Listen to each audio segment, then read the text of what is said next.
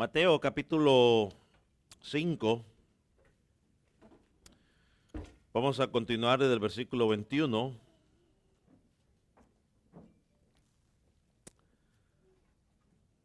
También aquellos que nos están viendo en las redes sociales, tanto en castellano como o español e inglés, también bienvenidos y gracias por estar en sintonía. Aquellos hermanos que están enfermos y no nos pueden acompañar hoy y nos están viendo, si reciban un cordial saludo.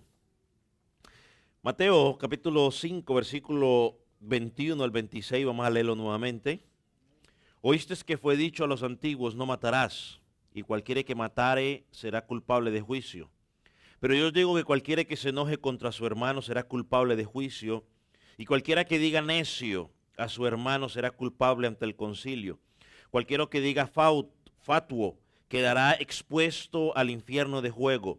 Por tanto, si traes tu ofrenda al altar y allí te recuerdas que tu hermano tiene algo contra ti, deja allí tu ofrenda delante del altar y anda, reconcíliate primero con tu hermano. Entonces ven y presenta tu ofrenda. Ponte de acuerdo con tu adversario pronto, y entre tanto que estés con él en el camino, no sea que el adversario te entregue al juez, el juez al alguacil, y seas echado en la cárcel. De cierto te digo que no saldrás de allí hasta que pagues el último cuadrante. Padre, reconocemos, oh Dios, que estas palabras quizás, al igual que a los primeros oyentes, chocaron y también nos chocarán a nosotros. Padre, porque golpea nuestro orgullo.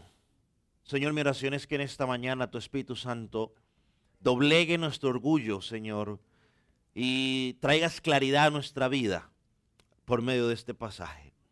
En el nombre de Jesús. Amén. Puede tomar asiento. Tengo toda la intención, si está entre los planes de Dios, que podamos analizar los 6 versículos. Pero me gustaría que en esta mañana usted pensara por un momento, ¿qué quiere Dios hablarme a través de este pasaje? O podría usted decirle, Dios, háblame a través de este pasaje. He venido hablando sobre las bienaventuranzas o sobre el sermón del monte y nos encontramos en el versículo 25. Y ahora nos encontramos en la primera de las 6 ilustraciones que Jesús va a usar para explicar lo que significaba el verdadero significado de la ley. Y nos encontramos a un Jesús comparando el pecado de la ira con el pecado del homicidio. Seguro estoy que quizás uno no puede leer la reacción de los primeros oyentes, pero creo que quizás para ellos fue una reacción de choque, igual que para nosotros. Quizás confusión para algunos, igual que otros, cuando uno escucha o lee que alguien está diciendo que el pecado de la ira puede ser comparado igual que el pecado de el homicidio. Y la semana pasada nos preguntamos, bueno, ¿qué era lo que Cristo entendía de la ley que nosotros no entendemos? Y la respuesta fue clara y cortica, que mientras Jesús entiende el espíritu de la ley, o sea, lo que hay detrás de la ley, nosotros únicamente vemos la letra. Mientras para los hombres nos importan las acciones, o sea, lo que la gente está viendo, para Cristo, a Cristo le importa más el corazón. Mientras los maestros juzgaban las acciones, Cristo comenzó a juzgar el corazón. Y esa es la interpretación que Cristo le está dando. Y nos encontramos frente al homicidio. Quizás no tengo que dar mucha prueba en las Escrituras, pero desde el primer asesinato hasta Apocalipsis, encontramos que la Biblia habla sobre este tema y se pronuncia en cuanto a este tema. Pero una de las cosas que podemos aprender rápidamente sobre el asesinato es, por ejemplo, en Juan 8:44 nos habla sobre en quién se originó este pecado. Y la Biblia dice que el diablo ha sido homicida desde el principio. En Mateo capítulo 15, versículo 16, no quiero introducirme mucho en el tema, pero nos presenta el Señor Jesús que el homicidio es una manifestación de un corazón malo. Mira lo que dice: porque del corazón salen los malos pensamientos, salen los homicidios, los adulterios, que hablaremos la próxima semana siguiendo una vida, las fornicaciones, los hurtos, los falsos testimonios y las blasfemias. Así que los robos, los asesinatos, no son producto de la presión social en la que vivimos, sino que la palabra dice que es algo que ocurre por un corazón degenerado o un corazón depravado en el cual nacemos todos los seres humanos. Romanos 1:29 nos dice lo siguiente: que el hombre ha sido entregado a una mente reprobada.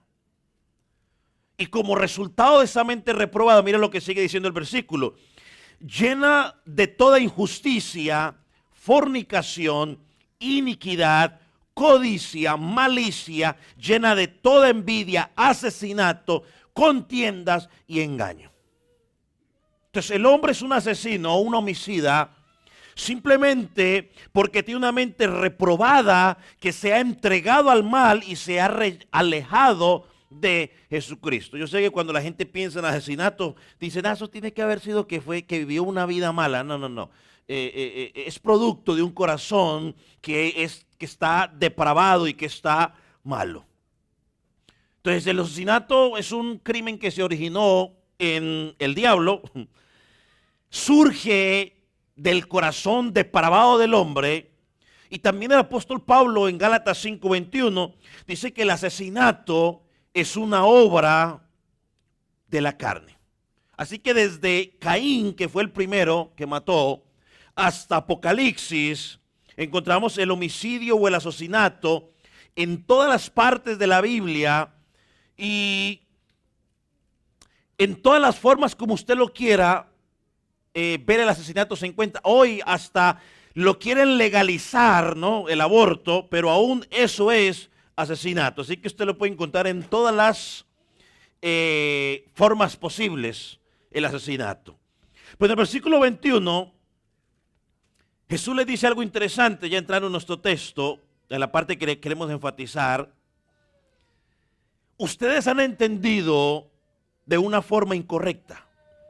Oísteis que fue dicho de los antiguos, no matarás, y cualquiera que matare será culpable de juicio. Y aquí les recuerdo una vez más, Jesús no está hablando en sí de la ley, sino de las interpretaciones que los rabinos le habían dado a la ley por de generación en generación, las cuales en su interpretación estaban rechazando la escritura, y Cristo quería aclarar qué era lo que realmente significaba. Entonces cuando le dice, a usted les dijeron que no maten, y el que mate será culpable de juicio, seguro los líderes religiosos cuando escucharon eso dijeron un fuerte amén, gloria a Dios, así es. Y sabe una cosa, el hecho de que ellos como líderes religiosos no habían cometido homicidio en sí, físico, eso los llenaba de satisfacción y se veían a sí mismos como justos. Recuerde, los versículos anteriores Jesús le dijo, si nuestra justicia no fuera mayor que ellos. Pero entonces Cristo les dice aquí, y sus palabras los dejan en shock, si lo podemos decir de esa manera, porque las palabras de Jesús los afectan en tres maneras. En primer lugar, afecta la visión que ellos tenían de ellos mismos, afecta la visión que ellos tenían de Dios y afecta la visión que ellos tenían sobre los demás. Para los escribas y los fariseos, un homicida era todo aquel que había matado a una persona y por lo tanto tenía que ser llevado ante un tribunal para ser juzgado por ello. Y aunque era una ley compuesta, que ellos habían sacado una parte de la ley y otra parte y la habían puesto junta, pues no estaban tan equivocados. Porque ese tribunal solamente podía juzgar el homicidio literal, es decir, cuando se matara a una persona. Siempre y cuando, dice la ley, hubieran más de 2 testigos. O sea, si yo llegaba allá, oye, que es que yo lo vi matar. Bueno, ¿quién más vio? No, nadie más, entonces no me creían. Tenían que haber más de 2 testigos. Pero Jesús les dice aquí a ellos que el 6.º mandamiento tiene que ver con el corazón. Es decir, con los sentimientos que tú y yo albergamos en nuestro corazón hacia otras personas. Tiene que ver con las palabras que pronunciamos cuando tú y yo estamos en un momento de ira y de enojo. Y Jesús le dice, el castigo que acompañaba ese mandamiento va mucho más allá que una pena capital impuesta por los hombres. Vaya por ejemplo a Apocalipsis 21, versículo 8. Porque los fariseos, mientras no llegaran al extremo de matar a alguien, ellos estaban tranquilos, felices de la vida. Pero mire lo que Jesús dice, por ejemplo en Apocalipsis 21, 8 dice, pero los cobardes e incrédulos, los abominables, los homicidas, los fornicarios, por ende también los adúlteros, y hechiceros, idólatras, y todos los mentirosos tendrán su parte en el lago que arde con fuego y azufre, que es la muerte segunda. Cristo por eso les dice a ellos, es que el problema no es que usted mate a alguien. El problema es que tú le digas a otra persona, fatuo, necio o raca, y según el contexto en lo que Jesús está hablando, esa persona queda expuesta al infierno de fuego. Hermanos, si no entendemos el mandamiento o la escritura desde la perspectiva correcta, no podemos la ley no cumplirá el propósito por el cual fue dada. Y alguien pregunta, bueno, ¿y cuál fue el propósito primario de la ley? Bueno, mostrar el carácter justo de Dios. Mostrar al hombre que somos pecadores. Entonces ellos interpretaban esta ley, no matarás, porque si matas eres culpable ante la ley, vas a ser llevado ante la ley. Bueno, muy bonito, pero la pregunta es, ¿y qué pasa con Dios? ¿Qué del carácter de Dios cuando tú matas a alguien? Ellos estaban preocupados, igual que muchos seres humanos hoy, que estamos preocupados por el qué dirá la gente. Porque la gente vea lo de afuera de mí muy bien, pero no estaban preocupados por el carácter de Dios.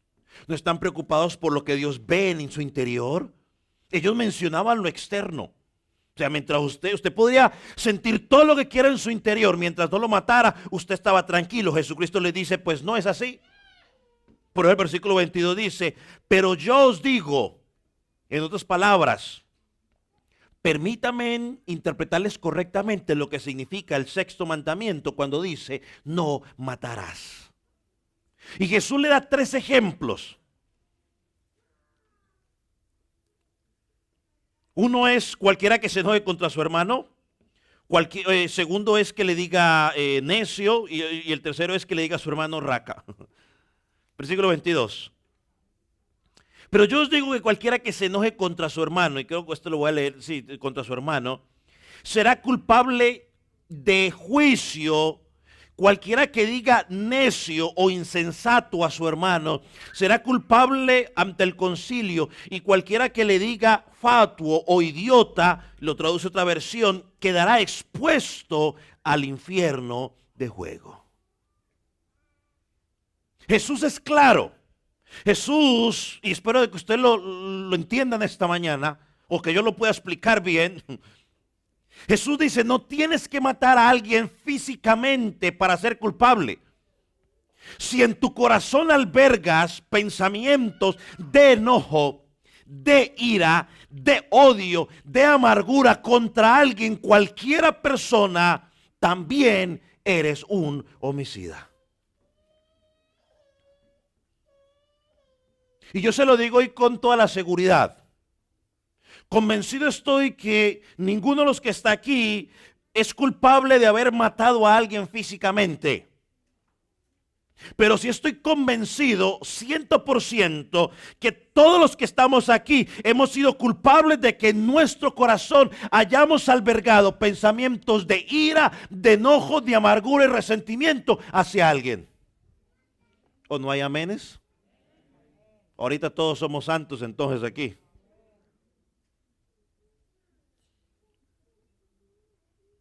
Cristo le dice a los primeros oyentes y nos dice a nosotros hoy, Iglesia del Calvario, ¿quieres saber quién es un asesino? Bueno, un asesino es cualquiera que está enojado contra su hermano. Y aquí no estoy hablando de racial, porque dice, mi hermano no está aquí conmigo, ya lo hice. No. Está hablando de cualquier persona. Es bastante sencillo, pero al mismo tiempo bastante devastador. No sé si usted lo ve de esa manera, pero creo que sí. Cristo desarma la justicia de estos hombres, de los fariseos, con estas palabras. Y no solo eso, porque dice que tanto la ira y el asesinato merecen, ¿qué?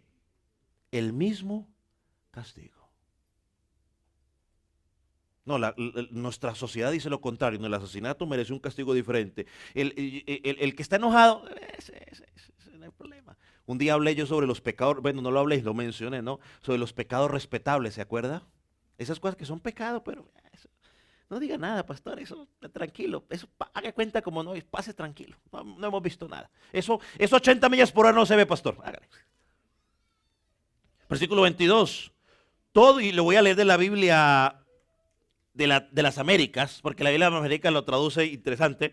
Todo aquel que está enojado con su hermano será culpable ante la corte. Cualquiera que diga insensato a su hermano será culpable ante la corte suprema. Y cualquiera que diga idiota será merecedor del infierno de fuego. Hermano, iglesia, esto es importante.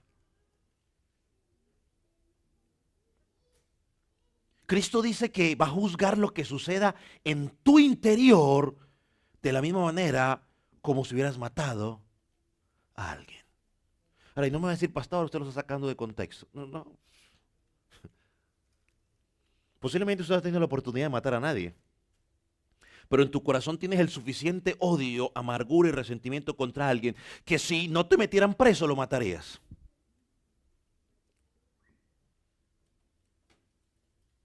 Hay gente que dice, yo no estoy preparado para hablar con esa persona. Imagínense. O sea, hay un conflicto entre ellos. Usted dice, bueno, vamos a hablar, y lo primero que dicen es que yo no estoy preparado para hablar con esa persona. ¿Ya usted va entendiendo lo que Jesús está diciendo? ¿Y por qué no está preparado? Porque por dentro está consumido por el enojo, la ira, que dice, si lo tengo al frente, voy a hacer algo que me voy a arrepentir. Y luego nos preguntamos si Jesús está exagerando.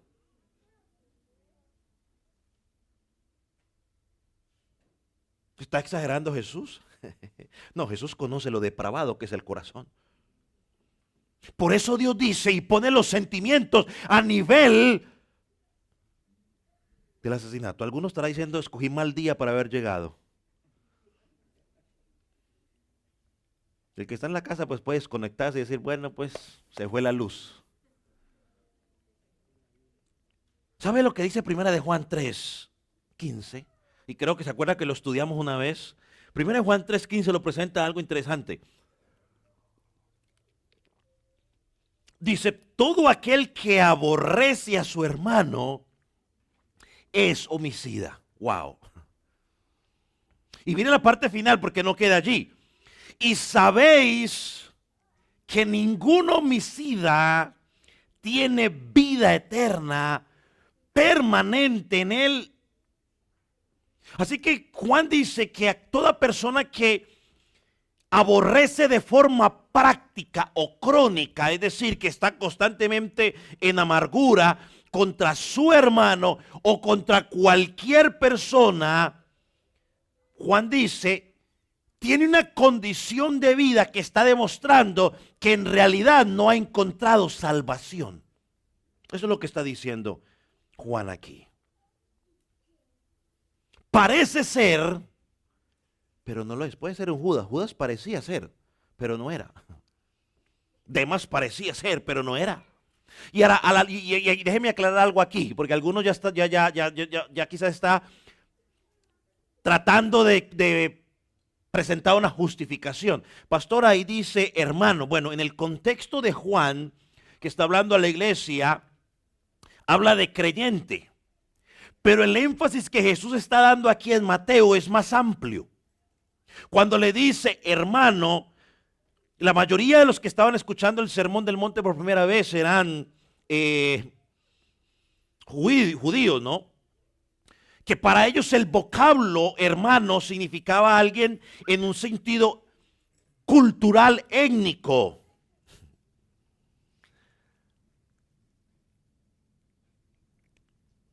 Era cualquier persona o judío, o si hacía referencia a cualquier persona.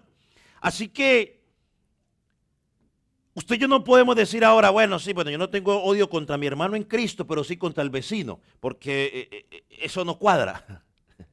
¿Cómo podemos decir que amamos a Dios cuando no amamos al vecino? Cristo da 3 ilustraciones en versículo 22.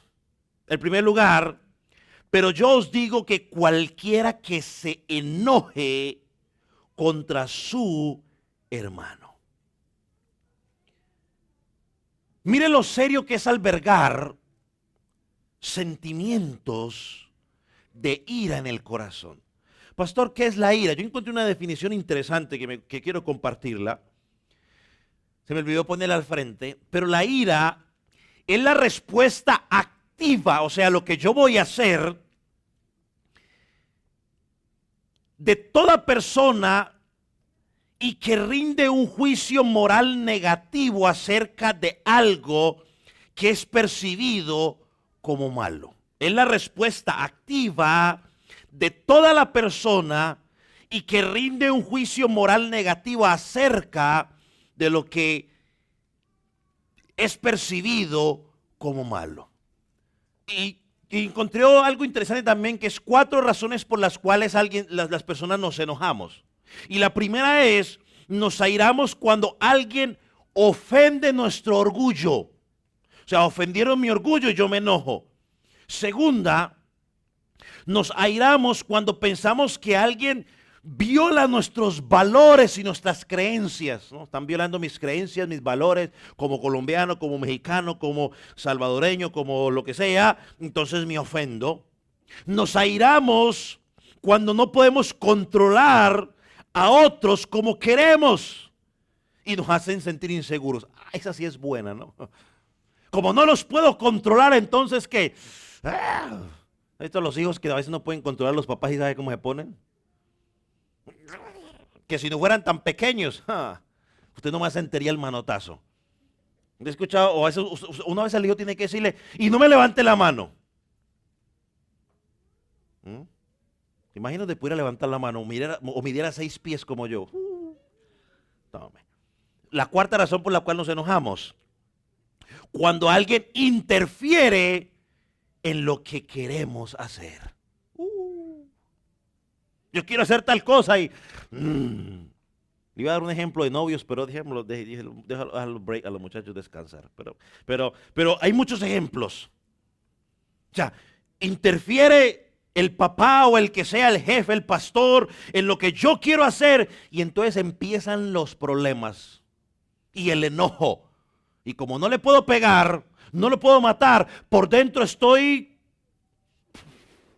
que no lo quiero ver ni en pinturas. Yo me he encontrado con creyentes que uno le ha dicho cosas que tiene que hacer y hasta veo que cambian la forma de mirarme. Ya dejan de mirarme como miraban antes. Dice, están enojados, pero bueno.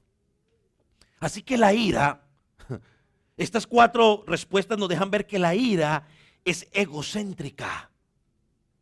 Hago un juicio Percibo lo que me están haciendo como que es malo. Cuando el papá le dice al muchacho no, el muchacho no está viendo que el papá está pensando en el bienestar de uno, sino que el muchacho percibe como que mi papá es malo, mi mamá es mala. Y entonces digo egocéntrico, porque es que la ira se origina, ¿saben quién? En mí, no en el otro. Siempre le echo la culpa, siempre digo, es que me hiciste enojar. No, no, no, yo no te hice enojar. Lo que yo hice, sacó a flote lo que hay en tu interior. Son dos cosas diferentes, ¿sí ve? Es que mi papá me hace enojar. No, no, su papá no lo hace enojar. El pastor no lo hace enojar. Su cónyuge no lo hace enojar. Su cónyuge simplemente es que al hacer lo que hizo, sacó a flote lo que había en su interior. Revela qué es lo que hay en mi corazón. Por ejemplo, el versículo dice, cualquiera que se enoje contra su hermano está en peligro de juicio, dice el Señor Jesús. Cualquiera que se enoje. Y para evitar justificaciones, ahí no dice si te hizo algo pequeño, grande, no. Cualquiera que se enoje, cualquiera que albergue sentimientos extraños en su corazón contra su hermano. Ahora, hermano, no toda ira es pecado. Yo creo que hay momentos en los cuales el creyente se puede enojar. Amén, pastor, eso es lo que yo quería escuchar. Mira, la Biblia dice que Cristo o que Dios es un Dios de amor, pero que Él tiene ira. Pero sin embargo, no pecó. Hay personas que tienen una imagen distorsionada de Dios. O sea, ven a Dios como un Dios tan amoroso, bueno, no, misericordioso, bondadoso. Amén. Yo no digo que no, Él es amoroso, Él es misericordioso. Pero hermano, es que Dios se hace el loco con el pecado. No, Dios no se hace el loco con el pecado. Él es amoroso, pero también es justo. Mire lo que dice Romanos 1, 18. Dice, porque la ira de Dios se revela desde el cielo contra toda impiedad e injusticia de los hombres que detienen con injusticia la verdad. O sea, Dios se aira.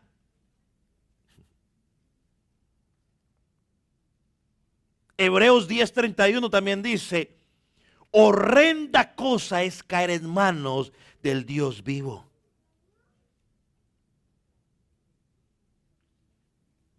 Hermano, cuando tú y yo experimentamos ira o enojo hacia el pecado, como Dios lo hace, estamos reflejando la imagen de Dios. En Marcos 3:5, no lo busque, pero allí se nos dice que Cristo se enojó, se airó al ver la dureza del corazón de los fariseos. Cuando Cristo limpió el templo, yo no creo que Cristo andaba muy contento. Cuando usted lee Mateo 23, donde Jesucristo pronuncia los ayes, o sea, de dolor contra los fariseos y los escribas, había enojo, molestia en él, pero Jesús nunca pecó. Pablo le dijo a los filipenses, a los efesios, airados, pero no pequéis. Hermanos, hay ocasiones en que es pecaminoso no airarse. Cuando usted ve el pecado y usted está tranquilo, eso no es normal. Porque Dios se aira contra el pecado. Y el creyente debe sentir ira, molestia contra el pecado.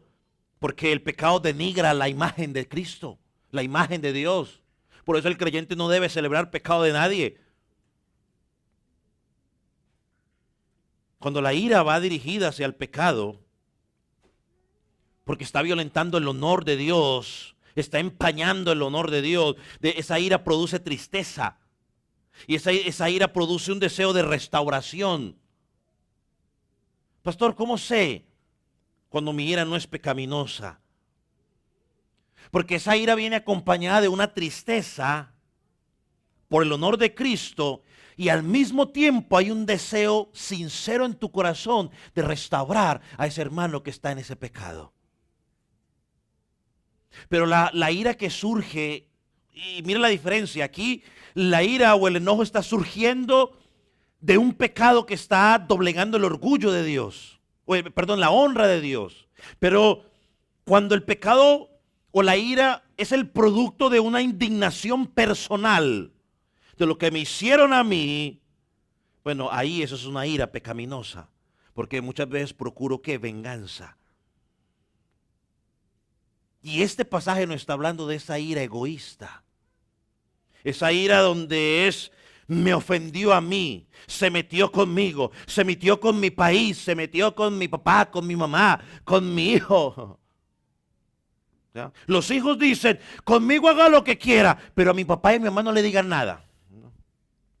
¿De cuántas peleas se meten los hijos en las escuelas porque alguien le dice algo de la mamá? No, es que su mamá es no sé qué cosa y se arman los problemas.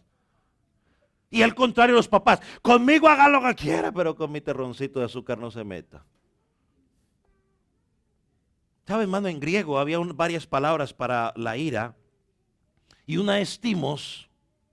Y hacía referencia a una ira como la espuma de la Coca-Cola, ¿no? Sube así y luego baja. Pero este pasaje no habla de esa ira. Esa ira es el orgue, de donde viene la palabra orgizo. Y esta es una ira que se levanta en nuestro interior y es una ira permanente.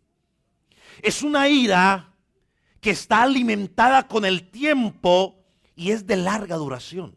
A veces la gente dice, es que yo voy a esperar que el tiempo pase para relajarme. Mire, a veces entre más tiempo pase, más se alimenta esa ira. Y esa es la ira que Cristo está hablando aquí, una ira que es culpable de ir ante tribunal y que es comparada con el homicidio. Es una ira que es alimentada por los pensamientos. Es una ira que estás meditando en lo que te hizo y está ahí, es que me dijo, es que me hizo, es que yo debe haberle hecho tal cosa, es que deje que me lo encuentre. Y está ahí esa ira. Esa ira que cuando está presente muchas veces termina matando a otra persona. Es esa ira que nadie conoce. Póngame atención. Esa ira que nadie conoce, que es silenciosa, que está allí calladita,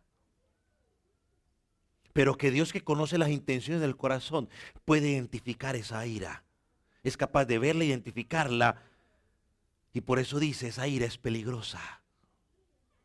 Así que las palabras de Cristo son devastadoras para estas personas y creo para nosotros, porque ellos tenían que entender que aún sin hablar podían ser culpables ante los ojos de Dios. Y eso es algo que tú y yo tenemos que entender, iglesia, que aún sin hablar, porque a veces estamos preocupados por el pecado, que no dije nada. No, pero muchas veces no necesita decir, sino qué es lo que hay en su corazón en ese momento. Y yo quiero que usted medite en su corazón por un momento en esto. Cuando tú le guardas rencor, enojo a alguien, por muy pequeño que sea, eres tan culpable como si hubieras levantado y hubieras matado a esa persona ante los ojos de Dios. Y esto no lo dice el exagerado del pastor, lo dice Cristo. Mereces el mismo juicio como si hubieras matado a alguien. El que tenga oídos para oír, que oiga. Y no me diga, pastor, es que usted lo está sacando de contexto, que no sé qué. Bueno, léanlo en las versiones que quiera. Trate de justificarse como usted quiera. Pero Jesucristo dice, cualquiera que se enoje con su hermano. Y aquí no dice, es que me hizo, pastor, es que usted no entiende lo que me hicieron, que no sé qué, pastor, que si usted entendiera, pastor. Mire, yo no sé, lea la escritura. Le pudieron haber hecho lo que le hubieran hecho. Es que a usted no le han hecho nada. ¿Y usted cómo sabe? Mire,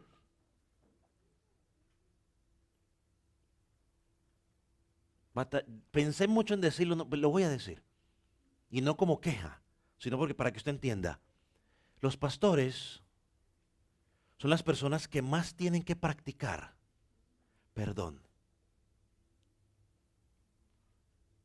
Yo apenas tengo como 17 años. Si no, pregúntele aquí al joven antes de que vaya, que tiene más tiempo. O pregúntele a cualquier pastor. Los pastores son los que más tienen que practicar dominio propio. ¿Cuál es la otra? Mansedumbre, paciencia, perdón, templanza, bondad. Yo soy hijo de pastor y la familia pastoral es la que más tiene que practicar eso. Yo soy hijo de pastor. Y usted no imagina lo que a los hijos del pastor los fastidian por ser los hijos del pastor. Si a un muchachito le suena el teléfono allí en este momento, nadie dice nada. Pero que a la hija mía o a uno de los hijos míos le llegue a sonar el teléfono en este momento, va a ver el problema que se mete el hijo mío. Si mi hijo tiene 5, 2, 3 años y corre por ahí, uy, qué problema. Cualquier otra corre, no hay ningún problema. Si una hermana hace cualquier cosa, no hay problema. Si la esposa del pastor, oh, la esposa del pastor. Eso sin hablar las esposas de los pastores, las que más tienen que perdonar y aguantar. Así que no diga, es que como usted es el pastor, es que la gente cree que porque es el pastor. No, estos son los que más tenemos que practicar y aprender a no enojarnos contra los hermanos y a perdonar y a hacer benevolencia y todo lo demás. Así que no se justifiquen que es que a usted no le han hecho, que a mí no me han hecho, que para aquí, para allá. Jesucristo dice cualquiera.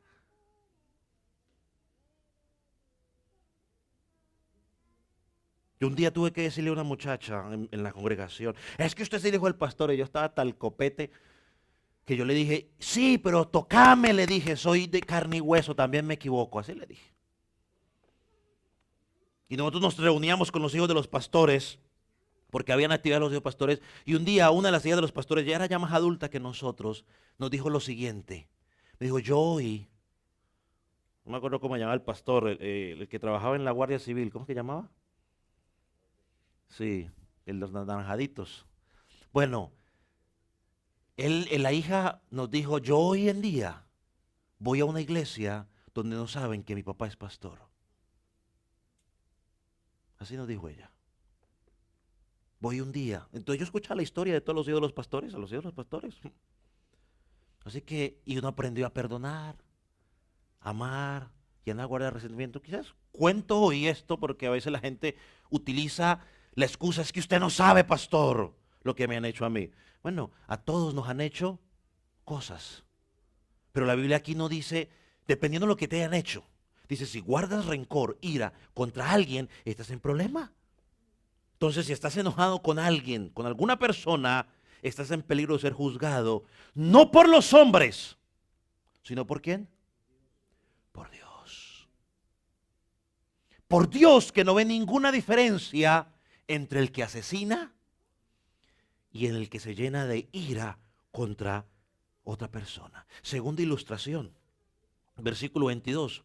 Cualquiera que diga raca, estoy leyendo en la Biblia las Américas, cualquiera que diga raca a su hermano será culpable delante de la corte suprema, dice ahí. Pastor, ¿qué significa? Bueno, que esta persona también está condenada como si fuera un asesino. Es otra persona que debería compadecer ante el Sanedrín y recibir la misma pena de muerte. Jesús le está diciendo a los judíos y por ende nos dice a usted y a mí el día de hoy, si ustedes tienen miedo de la pena de muerte por ser asesinato, usted tiene miedo de matar a alguien y que pronto aquí lo metan preso y le den no sé cuántos años y luego lo deporten, tiene miedo a eso. Bueno, Cristo le dice, en mis términos, también deberías tener el mismo miedo de decirle raca a alguien. Porque también deberías tener el mismo miedo. Así que el sexto, y aquí mira algo interesante que quiero que usted vea, el sexto mandamiento prohíbe albergar en tu corazón sentimientos de ira y enojo hacia alguien. Pero aquí Jesús va un poco más. No solo prohíbe que los albergues, sino que prohíbe que ¿qué? Que lo expreses, que lo hables. Wow, complicado, ¿no? no solo me prohíbe que lo albergue, sino que lo exprese verbalmente a través de palabras que denigren o palabras hirientes hacia personas para dar rienda suelta al enojo que hay en mi corazón. Y son dos palabras, una es necio o raca. En otras palabras es llamarle cabeza hueca, estúpido, imbécil, insignificante o bueno para nada. Dicen los estudiosos que raca en sí no era una palabra en particular, sino que era un término que ellos usaban para denigrar o para insultar a otra persona. Aquí se pone interesante esto. Porque en medio de la ira, iglesia, hermano, amado, amigo, cuando usted da rienda suelta a la ira y emplea cualquier término del castellano o del inglés con la finalidad de expresar enojo, con la finalidad de aplastar a la persona y hacerla sentir insignificante por algo que ella le hizo, usted está actuando, cometiendo homicidio ante los ojos de Dios. Y es culpable de violar el sexto mandamiento. Aquí voy a aclarar algo. El mandamiento no está prohibiendo que no uses la palabra necio. Porque en el Nuevo Testamento encontramos muchas ocasiones donde se usa la palabra. Cristo en Mateo 23, versículo 19, le dice a los fariseos necios. Pablo cuando habló con los Gálatas y lo estaba corrigiendo, le dijo, Gálatas insensatos, necios. Pastor, ¿es una contradicción? No. Hay que mirar el principio detrás de lo que Jesucristo está hablando. El problema en sí no es la palabra necia, decirle necio. El problema verdadero es usar esa palabra para dar rienda suelta a tu enojo hacia una persona. Cuando en medio del arrebato de ira hacia la persona, yo denigro a esa persona y le digo necio, o le digo imbécil, o le digo bueno para nada, o le digo cabeza hueca, o le digo idiota, o le digo cualquier otra palabra, o no le digo nada, pastor, pero yo uso señales con las manos o con los dedos. No dije nada, sí, pero estoy usando señales con las manos o con los dedos, con el propósito de ofender a esa persona y hacerla sentir mal. Dios ve eso tan serio como si hubiera matado. Por ejemplo, yo dije que aquí me les iba a meter por ahí por unas cositas muy interesantes. Por ejemplo, cuando usted conduce o maneja y alguien se le atraviesa, o por culpa de esa persona, por estar pegado en el celular esa persona, usted se queda en el semáforo una vuelta más y usted grita, eso sí es mucho, tonto, mujer tenía que ser, o le hace señales con la mano, o agarra la bocina y empieza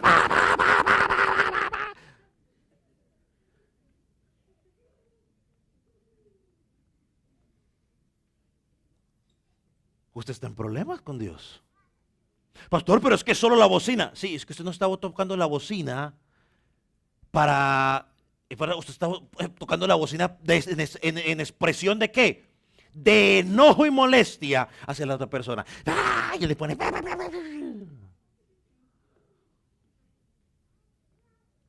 Menos mal usted no está, pero los mexicanos en la bocina tienen un sonido que le hacen así que es peligroso allá, ¿no?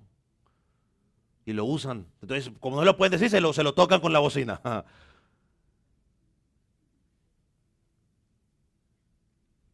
Ya ve, hermano, que somos culpables más de una vez. Hermano, cuando usted usa palabras o frases irónicas o sarcásticas, ¿no? En medio del enojo contra otra persona, cuando estamos enojados y usamos sarcasmo y ironía contra otras personas para hacerlo quedar como burro o mal, hermano, estamos pecando, estamos haciendo lo mismo que dice Jesús aquí. Somos culpables delante de Dios. Dios ve esto con seriedad. Hermano, cuando queremos hacer sentir mal a las personas por lo que han hecho. Y es que yo soy sincero, pastor. Y es que le voy a hacer sentir para que el que sienta lo que yo sentí, para que aprenda. Hermano, usted está revelando que en su corazón usted tiene el principio, la raíz del homicidio. Falta de dominio propio, falta de perdón. Tales expresiones, acciones de hacer sentir insignificante a las otras personas en momentos de ira son las acciones que Dios prohíbe en este pasaje. Y alguien preguntará, bueno, ¿y cuál es que es el problema entonces? ¿Cuál es el problema de enojarse contra otro? ¿Sabe cuál es el problema? Nada más y nada menos que te estás enojando contra alguien en el cual Dios ha puesto la imagen en él. Y estás ofendiendo la imagen de Dios. Estás tratando con desprecio no a la criatura, sino a alguien donde Dios ha puesto la imagen de él. ¿Sabe qué es una de las diferencias entre nosotros y los animales? Los animales no tienen la imagen de Dios, el hombre sí. Por eso Dios prohíbe matar al ser humano. El animalito usted lo puede matar. Bueno, no estoy diciendo que vaya y salga ahorita a cazar y a matar animales. Por algunos son necesarios matarlos para el alimento, ¿no? Hermano, cuando los niños se tratan mal entre ellos. Cuando un adulto trata mal a un niño porque cometió un error. Estamos pecando, estamos cometiendo un pecado contra Dios. Y eso es grave. La otra expresión que Jesucristo usa, el segundo ejemplo o el tercer ejemplo, es fatuo, que significa rebelde, apóstata, impío. Y dicen los estudiosos, ¿no?, que era uno de los peores insultos que se le podía dar a los judíos en sus tiempos, llamarle un apóstata o un rebelde. Ahora, claro que hay momentos en que yo tengo que hacerle hacerle saber a una persona que es apóstata, que es rebelde, y quizás con el propósito de restaurar a esa persona. Pero cuando yo uso esas palabras para ofender y para maltratar a otra persona, estoy pecando.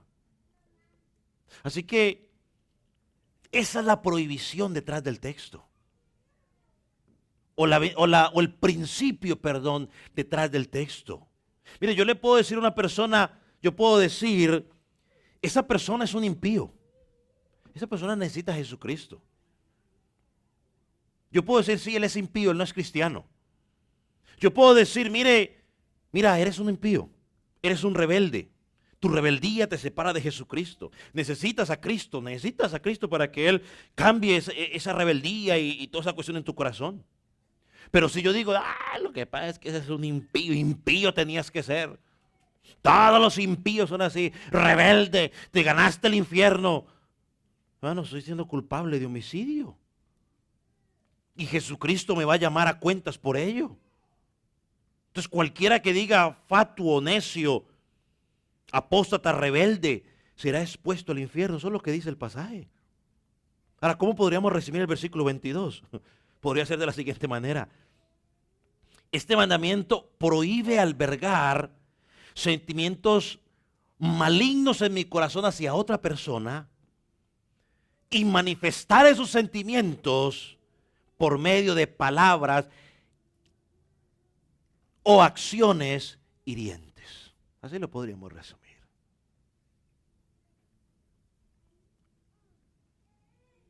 ¿Sabe? Los cristianos tenemos esa lucha todos los días. ¿O no? Porque todos somos ofendidos de una u otra manera. Todos somos maltratados de una u otra manera.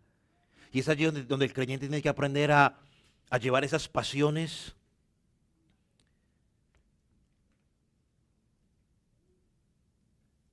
y sujetarlas a Cristo. Ahí es donde el fruto del dominio propio sale a frote. Hermano, que el Consolador nos ayude a doblegar esos sentimientos y que podamos responder de la forma correcta en los momentos de enojo y de ira. Honestamente quiero pasar al versículo 23.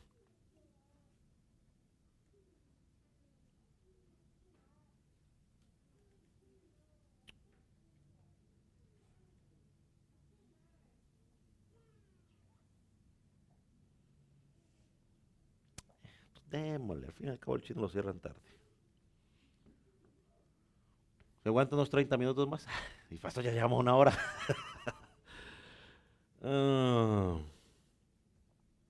Versículo 23 y 24. Por tanto, si traes tu ofrenda al altar y allí te acuerdas que tu hermano tiene algo contra ti, deja allí tu ofrenda delante del altar y ve y cuéntale a tu vecino que tu hermano le ofendió. Ve y quéjate con el que te ofendió. ¿No? Pues si eso es lo que hacemos.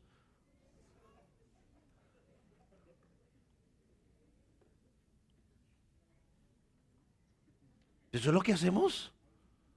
Ay, dice uno por ahí. Eso es lo que hacemos. Si alguien me ofendió, voy, me quejo, le digo a Sutano, lo publico en las redes sociales, le cuento a todo el que se me encuentra. No sé, la versión mía dice, deja allí tu ofrenda delante del altar. Anda. Reconcíliate primero con tu hermano. Y entonces ven y presenta tu ofrenda. Esto es importante, iglesia amada.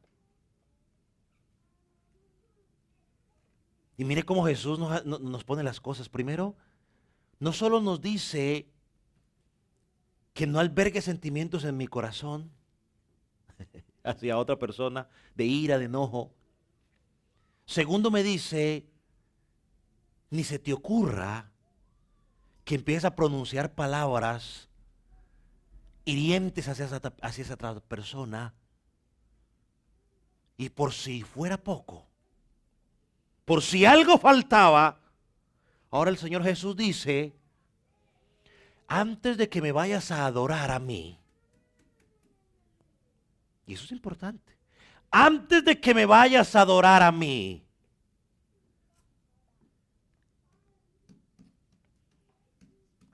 si entiendes o recuerdas que tienes algo con alguien, ve y arregla ese problema.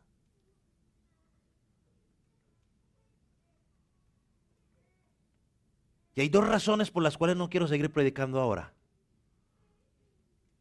Bueno, una razón por la cual lo quiero predicar, pero otra no lo quiero predicar. Y la primera es porque sé que me voy a extender. Y la segunda es porque yo sé que entre 8 días no va a venir más de uno. Y ya no va a poder escuchar esta parte. Porque ya sabe de qué voy a hablar.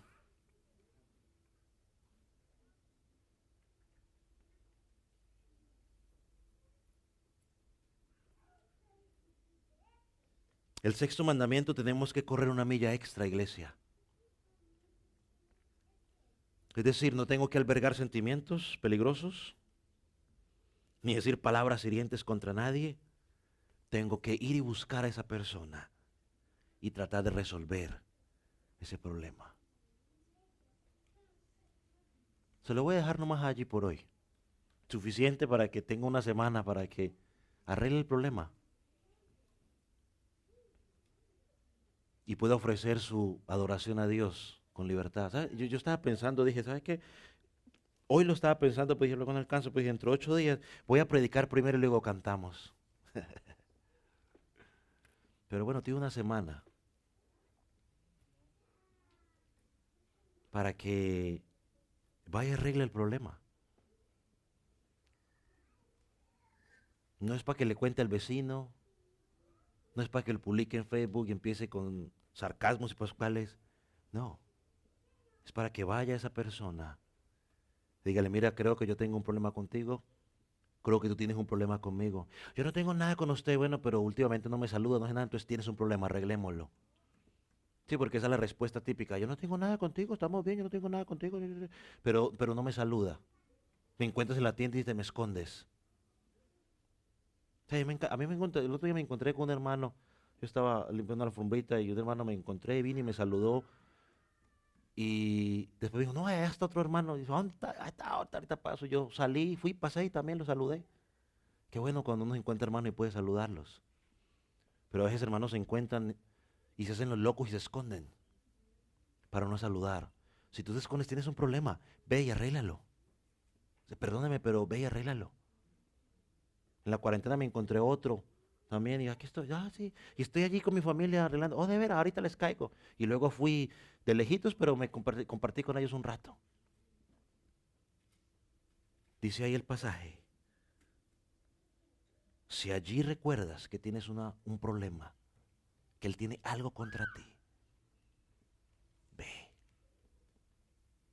Amado, se lo digo con amor en Cristo, ve. Ya escúchalo, si los versículos anteriores no son suficiente motivación, no sé qué te va a motivar. Pero ve. Ponga sobre sus pies.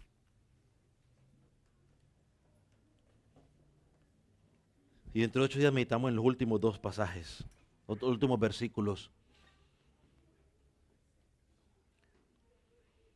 Y yo quiero que allí donde usted esté, yo no voy a orar por usted. Y si usted todavía está en línea, solamente quiero hacerte esta invitación, allí donde tú estás. Jesucristo dice que no hay que albergar pensamientos de ira contra alguien, ni mucho menos decir palabras hirientes contra alguien. Yo quiero que por un momento medites en cómo está tu corazón. ¿Estás enojado con alguien?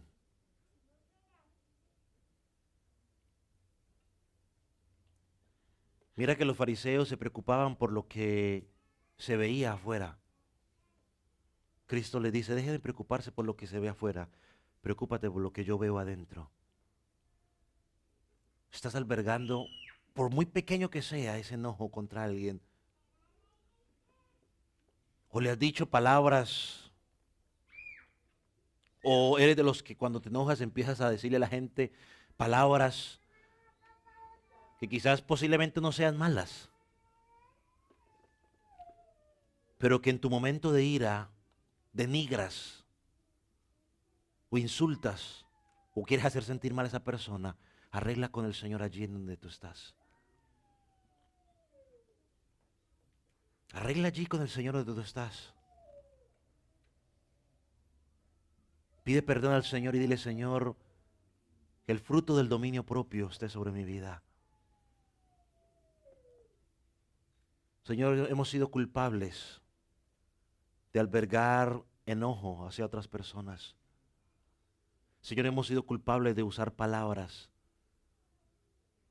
Señor, que quizás no son malas, pero que en los momentos de ira las decimos para humillar a las personas. Perdónanos, Señor, porque hemos sido culpables. Señor, y queremos que el Consolador nos fortalezca para corregir esas acciones, esas palabras. Señor, aquí estamos.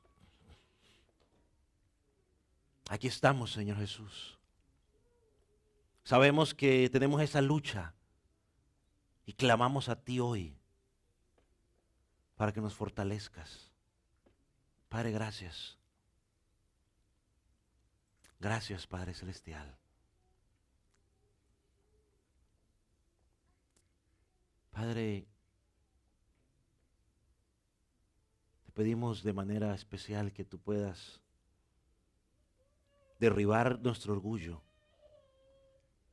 y aceptar tu palabra como proveniente de ti, Señor, y hacer los correctivos necesarios en nuestra vida. Gracias, mi Señor. En el nombre de Cristo Jesús. Amén y amén. ¿Puede tomar?